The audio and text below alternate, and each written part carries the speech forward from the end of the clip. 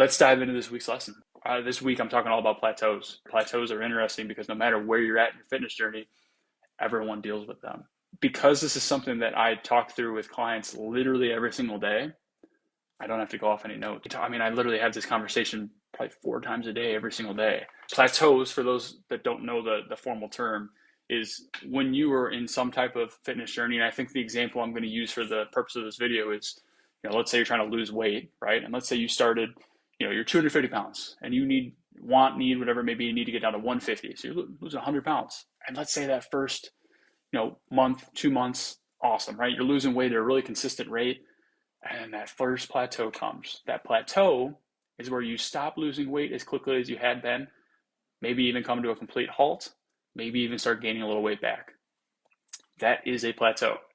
So if you're someone who's like weighing in every single day, if you have 1 weigh-in, 2 weigh-ins, 3 weigh-ins where your weight stays the same, bounces up for a second, I would be hesitant to even call that a plateau. That's just a natural, healthy fluctuation. Life happens. You might have been stressed that day, hung on to a little bit extra weight. I want to encourage you to try not to even blink at that. It happens.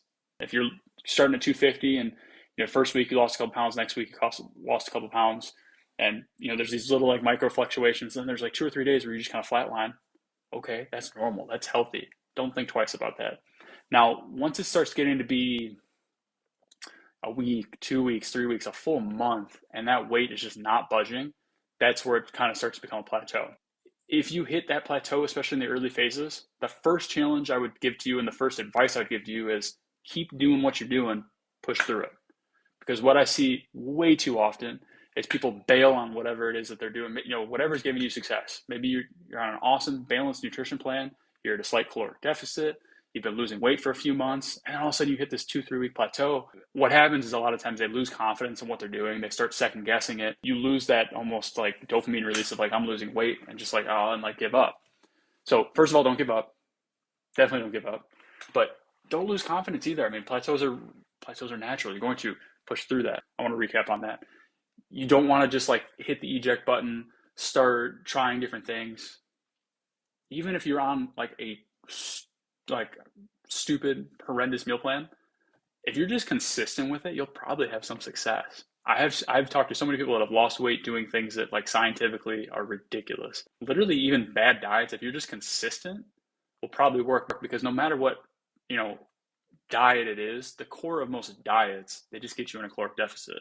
That's why we spend so much time just teaching people how to eat a balanced diet or a balanced nutritional intake instead of dieting, because once you understand that caloric intake and can manipulate that without dieting, that unlocks a lot of things for you. No matter what you're working on, I would challenge you to stick with it. It's not like muscle confusion where, so you're training your body, you give yourself some different stimulus in the gym. That's awesome. Your body likes that. It responds well to that. Nutrition's not like that. If you just start doing random things and trying different stuff, your body will not respond well to that. I promise you. Fast forward a couple more weeks, right? So now maybe we're looking at that plateau that's become 4 weeks, 5 weeks. At this point, there are things that should change.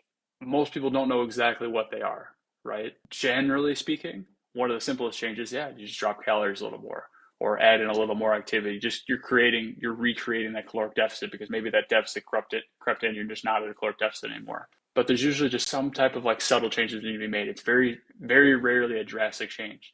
A lot of times it just takes like a reevaluation. Okay, are we really doing as much activity as we should? Or are we really working out the way we should? Or are you really eating at that caloric intake that we think you're eating at?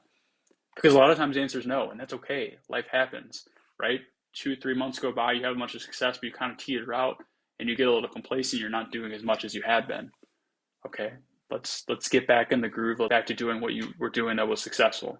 I'm always hesitant to just give like random, like, oh, everybody try this, everybody do this meal plan, everybody, because fitness and nutrition, especially nutrition, are not one size fits all.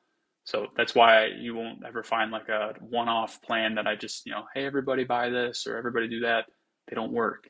And the people that sell those, shame on them, because they know it. The change that often needs to be made is, just recreating that caloric deficit, making sure that you're eating the amount you actually should be. Maybe you just lower it a hair, making sure that you're getting the activity you should be, maybe raising that a hair, just making minor adjustments. Rarely, if ever, and I'm talking like 0.001%, you have to overhaul something and make like very serious changes. I would always suggest too is those minor changes.